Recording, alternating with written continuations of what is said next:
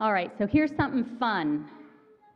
Did you know that Unitarian-Universalists have nicknamed a particular hymn in our hymnal, one that we love to sing, the free bird of Unitarian Universalism?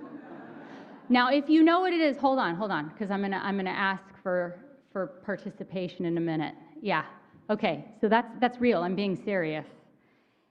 Apparently, when thousands of us gather, or there's some sort of a critical mass of UUs, if and when this hymn plays, people tweet and shout out, "Free bird," and even hold their lighters up in the thing with the flashlights on the right to mimic the frenzy. If you don't know what Freebird is, that Leonard Skinner whipped up in people in the 1960s rock anthem, Freebird. So we've got a Freebird. Okay, so now you get to participate. Any guesses? Nailed it. Blue Boat Home. And our music director, Charlene Bethel, confirmed to me that this congregation is no different from our sibling congregations all over the country in its love for this hymn. She reports that most often, when lay leaders plan worship, they choose Blue Boat Home. And that when our youth or kids plan worship, Blue Boat Home, staple. And none of this is surprising, because that hymn has it all. It's got a stellar rhythm and a sweet rolling melody that you can't help but sway to, and the little, I don't think this is the technical term, but the trilly piano keys that just get you pumped. And it has a message that seems to do the impossible in our faith, captures a unified belief that we can all agree on, a unified aspiration, and a unified identity for a people who arrive with a variety of beliefs and aspirations and identities. Puts us all in one beautiful blue boat home, right? It's a hymn about belonging. It's a hymn about remembrance. It's a hymn about connection to earth, universe, spirit, one another. It's a hymn about faith. It's a hymn about forgiveness and compassion. It's a hymn about questions and wonder and motion and unknownness and joy and sorrow and me and you and we, kindred pilgrim souls, making our way by the lights of the heavens in our beautiful blue boat home. We're going to sing it, don't worry. We're going to sing it. All right. So I won't sing it to you. It's also a blessing hymn. And who doesn't want and need and love a good blessing? I'll take as many blessings as I can get these days. Blessings are aspirational. They are meant to be returned to when we find ourselves pulled away from ourselves or one another or God. Translate that word for yourself. Often, not always, blessings use the words may you, may we, and they bless the path ahead, right? Or help us to remember that there is a path at all. Remind us that we're not lost. In Blue Boat Home, we're reminded that the sun is our sail and the moon is our rudder. The blessing is, remember that.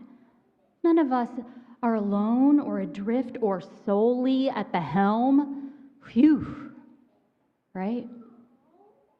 Our poet says it this way in Blessing of the Boats, the stunning and prolific Lucille Clifton.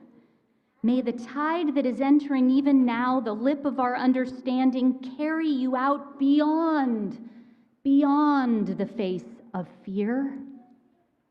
May you kiss the wind, then turn from it certain that it will love your back. May you open your eyes to water, water waving forever, and may you and your innocence sail through this to that, from this to that. And I don't know about you, but when there's a lot of uncertainty about life, when we don't know exactly what's going to happen or how we're going to solve the problems we are facing or answer the questions we have or untie the knots in our lives or in our community, I find it helps to step back and take the grander view.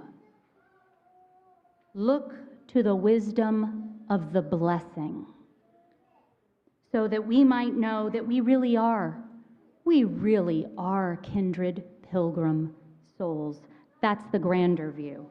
Being moved forward with a divine and loving wind at our backs. We will sail through this to that. We always have, and we forever will. Our ancestors did.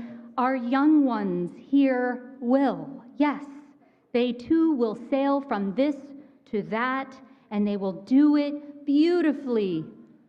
Long after we are gone, they will.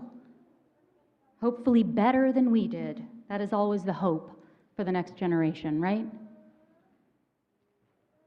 So we have brought water today to worship. That's what we UUs do to bless the church here, bless the building, bless the sanctuary, bless our community, all our hopes and needs and good works in the days ahead.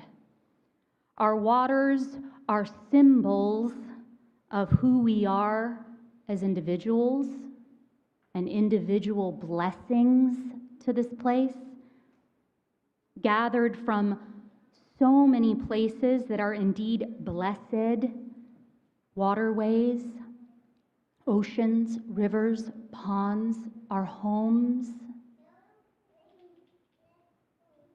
and that speak to our hearts.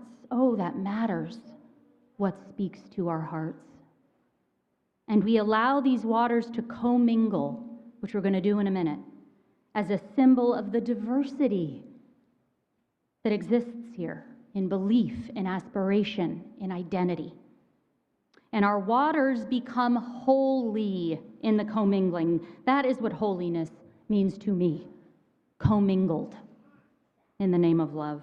So, let's partake in this ritual with all of this in mind. But before we do this, I want you to just quiet yourselves for a moment. And I want you to consider this question. What is the blessing you are bringing to us this year? And what is the blessing you are needing from us? What blessing are you bringing? What blessing are you needing? And when you have your water in hand, some of you already do, and others are going to take a small glass of water that Jalais and Missy, who are now going to place these up here, they're going to help guide this thing. I want you to be intentional about these questions as you pour them into our bowl here. And then I will read where your waters come from alongside those who've named waterways that speak to their hearts, okay? So before you begin to stir, hear this, just a few instructions. We're going to use the middle path here as our pathway forward, and the side aisle is our pathway back. It's a bit jammed over here with our young ones. And let's honor a bit of space between each other here for health and comfort. I'm going to ask that you remain silent while you line up and come forward. Let's stay prayerful. And my dear ones at home, you are with us.